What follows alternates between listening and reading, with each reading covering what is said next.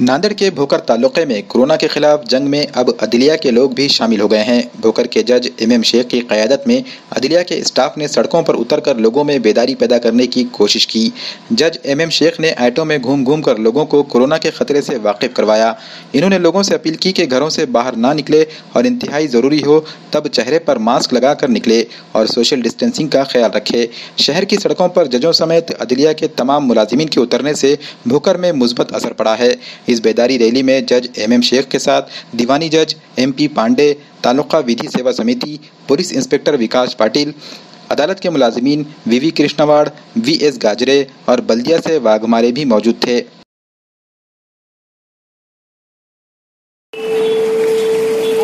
सूचित करण्यात येते की आपण कोरोना व्हायरस सोबत लढा देत आहोत।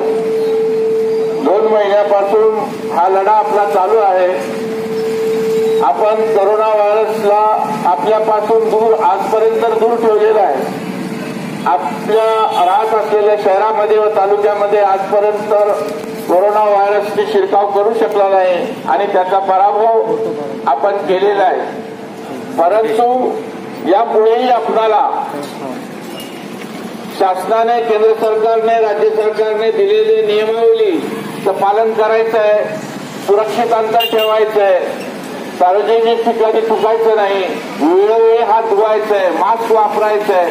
ह्या ज्या काही सूचना आपल्याला कोरोना व्हायरस सारख्या रोगापासून वाचण्यासाठी दिलेल्या आहेत त्या सूचनांचं पालन करा आणि ते पालन करत असताना हे दुसऱ्यासाठी नसून तुमच्यासाठी सुद्धा आहे आणि जनतेसाठी सुद्धा आहे। कारण स्वतःचं संरक्षण तुम्ही करू शकाल तरच दुसऱ्याचं संरक्षण तुम्ही करू शकाल आणि या कोरोना व्हायरसला तुम्ही निष्काळजीपूर्वक हे पाहू नका, तर अतिशय गांभीर्याने पहा त्याच्याकडं। कारण आपण ज्या देशाने थोडासा निष्काळजीपणा या ठिकाणी केला, जसे की इटलीमध्ये वगैरे, तर त्या ठिकाणी हजारो लोक मृत्युमुखी पडलेली आहेत।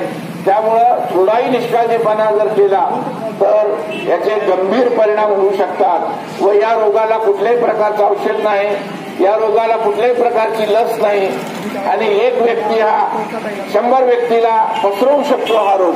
त्याच्यामुळं तुम्ही स्वतःची काळजी घ्या आणि स्वतःची काळजी घेत असताना इतरांची सुद्धा काळजी घ्या।